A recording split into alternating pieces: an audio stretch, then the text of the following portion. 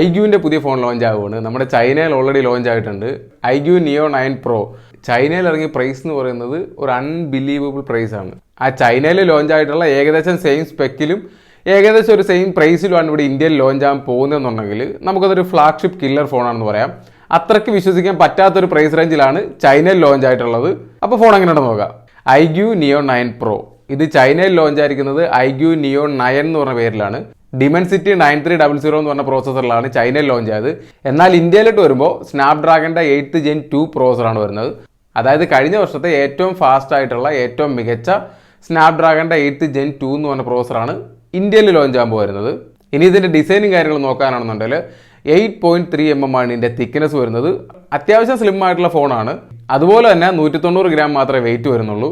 നമ്മുടെ ഐഫോണിൻ്റെ ഒക്കെ പോലെ ഒരു ബോക്സി ടൈപ്പ് ഡിസൈനാണ്, ഒരു സ്ക്വയർ ഷേപ്പാണ്. ഫോണിൻ്റെ ബാക്ക് സൈഡ് നോക്കുകയാണെന്നുണ്ടെങ്കിൽ ലെതർ ഫിനിഷ് ആണ്. ഒറിജിനൽ ലെതർ അല്ല, ലെതർ ഫിനിഷ് ഡിസൈനാണ് കൊടുത്തിരിക്കുന്നത്. അതുപോലെ തന്നെ വെറൈറ്റി ആയിട്ടുള്ള കുറേ അധികം കളറുകളിലും ഫോൺ വരുന്നുണ്ട്. ഫോണിൻ്റെ ഫ്രെയിം വരുന്നത് പ്ലാസ്റ്റിക്കിലാണ്. ഫോൺ മൊത്തമായിട്ടും വരുന്നത് പ്ലാസ്റ്റിക്കിലാണെന്ന് പറയാം. ഇങ്ങനെയുള്ള ഏരിയകളിലാണ് ഒരു കോസ്റ്റ് കട്ടിങ് വരുന്നത്. അതൊരിക്കലും ഒരു മോശമായിട്ടുള്ള കാര്യമല്ല.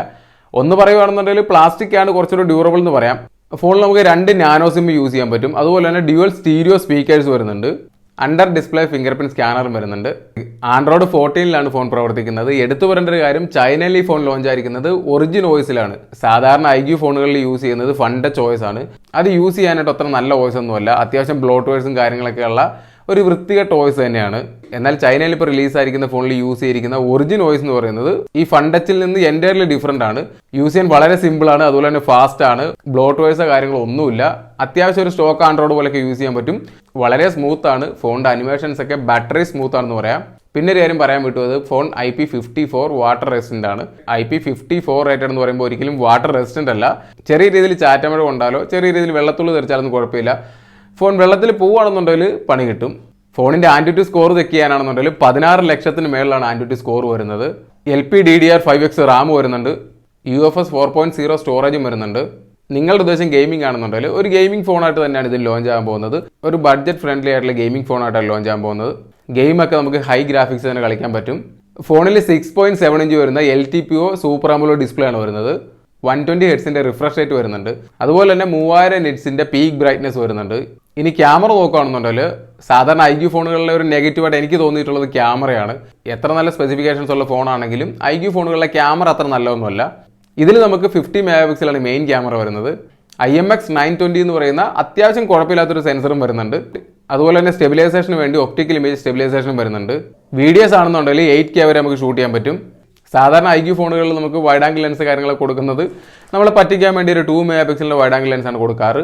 പക്ഷേ ഇതിനകത്ത് നമുക്ക് 8 MP വരുന്ന ഡെഡിക്കേറ്റഡ് ആയിട്ടുള്ള ഒരു വൈഡ് ആംഗിൾ ലെൻസ് കിട്ടുന്നുണ്ട്. ഫോട്ടോ എടുക്കുമ്പോൾ നമുക്ക് 20x വരെ സൂം ചെയ്യാൻ പറ്റും. ഇനി വീഡിയോക്കകത്താണെന്നുണ്ടെങ്കിൽ 10x വരെ സൂം ചെയ്യാം. സെൽഫി ക്യാമറ വരുന്നത് 16 MP ആണ്. സെൽഫി ക്യാമറയുടെ ഒരു നെഗറ്റീവാണ് എനിക്ക് തോന്നിയത്, സെൽഫി ക്യാമറയിൽ നമുക്ക് 4K വീഡിയോസ് ഷൂട്ട് ചെയ്യാൻ പറ്റിയില്ല. 1080p വരെയാണ് മാക്സിമം ഷൂട്ട് ചെയ്യാൻ പറ്റുന്നത്. ഇനി ഫോണിൻ്റെ ബാറ്ററി വരുന്നത് 5160 mAh ആണ്. 120 വാട്ടിൻ്റെ ഫാസ്റ്റ് ചാർജർ നമുക്ക് ബോക്സിൽ തന്നെ കിട്ടുന്നുണ്ട്. ഏകദേശം 25 മിനിറ്റ് കൊണ്ട് തന്നെ നമുക്ക് ഫോൺ ഫുള്ളി ചാർജ് ചെയ്യാൻ പറ്റും. ഇനി കണക്ടിവിറ്റിയും കാര്യങ്ങളൊക്കെ നോക്കാനാണെന്നുണ്ടെങ്കിൽ ഡ്യുവൽ 5G ഫോണാണ്. അതുപോലെ തന്നെ Wi-Fi 7 ആണ് വരുന്നത്. ബ്ലൂടൂത്ത് വേർഷൻ നോക്കാനാണെന്നുണ്ടെങ്കിൽ 5.0 ആണ്. ചൈനീസ് വേർഷനിലോട്ട് വരുമ്പോൾ NFC വരുന്നുണ്ട്. പക്ഷേ ഇന്ത്യയിലോട്ട് വരുമ്പോൾ മേ ബി NFC കട്ട് ചെയ്യാനാണ് ചാൻസ് കൂടുതൽ. ഇനി ഇതിൻ്റെ പ്രൈസിങ്, ചൈനയിൽ ഈ ഫോൺ ലോഞ്ച് ആയിരിക്കുന്ന പ്രൈസാണ് ഞാൻ ഈ വീഡിയോ ചെയ്യാൻ കാരണം. ബേസ് മോഡലിൽ വരുന്നത് 12 GB റാമും 256 GB മെമ്മറിയാണ് വരുന്നത്. ആ ഒരു ഫോണിൻ്റെ ചൈനീസ് പ്രൈസ് വരുന്നത് 26,000 രൂപയാണ്. അതായത് സ്നാപ്ഡ്രാഗണിൻ്റെ 8th Gen 2 പ്രോസസ്സറോട് കൂടി വരുന്ന 12 GB റാമും 256 GB വരുന്ന ബേസ് മോഡലിന് 26,000 രൂപയാണ് ചൈനയിൽ പ്രൈസ് വരുന്നത്. 16 GB റാമും 256 GB മെമ്മറിയും വരുന്ന വേരിയൻറ്റിന് 30,000 രൂപയും 16 GB റാമും 512 GB മെമ്മറിയും വരുന്ന വേരിയൻറ്റിന് 33,000 രൂപയും. ഇനി ഏറ്റവും ടോപ്പ് ആയിട്ടുള്ള വേരിയൻറ്റ് 16 GB റാമും 1000 GB മെമ്മറിയും വരുന്ന വേരിയൻറ്റിന് 38,000 രൂപയാണ് ചൈനീസ് പ്രൈസ് വരുന്നത്. പക്ഷേ ഇന്ത്യയിൽ ഒരിക്കലും ഞാൻ ഇത്ര അഗ്രസീവ് ആയിട്ടുള്ള പ്രൈസിങ് പ്രതീക്ഷിക്കുന്നില്ല. പക്ഷേ എന്നിരുന്നാലും ഒരു 10,000 രൂപ അഡീഷണൽ വന്നാലും ഈ 26,000 രൂപ എന്നുള്ള ചൈനീസ് പ്രൈസിങ് ഇന്ത്യയിലോട്ട് വരുമ്പോൾ ഒരു 35,000 ആയെങ്കിലും ഈ ഒരു സ്പെസിഫിക്കേഷൻസ് ഒക്കെ വെച്ചിട്ട് എനിക്ക് തോന്നുന്നത് എന്തുകൊണ്ട് ഒരു വാല്യൂ ഫോർ മണി ആയിട്ടുള്ള പ്രോഡക്റ്റ് തന്നെയായിരിക്കും. ഈ ഐക്യു ഫോൺസിൻ്റെ ഒരു നെഗറ്റീവായിട്ട് എനിക്ക് പേഴ്സണലി ഫീൽ ചെയ്തിട്ടുള്ളത് അതിൻ്റെ ഫൺ ടച്ച് എന്ന വോയിസ് ആണ്. ഒരിക്കലും ഒരു യൂസർ ഫ്രണ്ട്ലി ആയിട്ടുള്ള വോയിസ് ആയിട്ട് എനിക്ക് തോന്നിയിട്ടില്ല. എനിക്ക് യൂസ് ചെയ്യാനായിട്ട് ഒട്ടും ഇഷ്ടമല്ലാത്തൊരു വോയിസ് ആണ്. പക്ഷേ ചൈനയിൽ ഇപ്പോൾ ലോഞ്ച് ആയിരിക്കുന്ന വോയിസിൻ്റെ കാര്യം പറഞ്ഞില്ല, ഒറിജിൻ വോയിസ് എന്ന് പറയുന്ന വോയിസിലാണ്. ആ വോയിസിനെ പറ്റിയുള്ള വീഡിയോസും കാര്യങ്ങളൊക്കെ കണ്ടപ്പോൾ മനസ്സിലാകുന്നത് ഈ ഫണ്ട് ടച്ച് വോയിസിനേക്കാളും യൂസ് ചെയ്യാൻ വളരെ ഈസിയാണ്, വളരെ ഫാസ്റ്റ് ആണ്. എനിക്ക് തോന്നുന്നു ഐക്യൂൻ്റെ ആറാൻ്റെ ടീം ജനങ്ങൾ പറയുന്നത് കേട്ടിട്ട്, ജനങ്ങളുടെ പരാതി കേട്ടിട്ട് ജനങ്ങൾക്ക് ഇഷ്ടമുള്ള രീതിയിൽ ഫോൺ നിർമ്മിക്കാൻ ശ്രമിക്കുന്നുണ്ട്. ഇത്തവണ ക്യാമറയിൽ യൂസ് ചെയ്തിരിക്കുന്ന സെൻസറും അത്യാവശ്യം നല്ലതാണ്. സാധാരണ ഐക്യൂ ഫോണുകൾ യൂസ് ചെയ്യുന്ന ക്യാമറാസ് അത്ര നല്ലതല്ല. ഈ ഫോണിൽ അത്യാവശ്യം നല്ല ക്യാമറ ആയിരിക്കും എന്ന് പ്രതീക്ഷിക്കാം. എന്തായാലും ഫോൺ ലോഞ്ച് ആകുന്നവർ വെയിറ്റ് ചെയ്യാം. ഇനി നിങ്ങളുടെ പ്രതീക്ഷ എന്താണെന്ന് ഒന്ന് കമൻറ്റ് ചെയ്യട്ടോ. വേറെ ഒന്നുമല്ല, നിങ്ങൾ ഈ ഫോൺ ഇറങ്ങാൻ വേണ്ടി കാത്തിരിക്കുന്നുണ്ടോ എന്നുള്ളതും അതുപോലെ തന്നെ ഏത് പ്രൈസ് റേഞ്ചിലായിരിക്കും ഇന്ത്യയിൽ ലോഞ്ച് ആകാൻ ചാൻസ് എന്നും കൂടെ ഒന്ന് കമൻറ്റ് ചെയ്ത് തരും.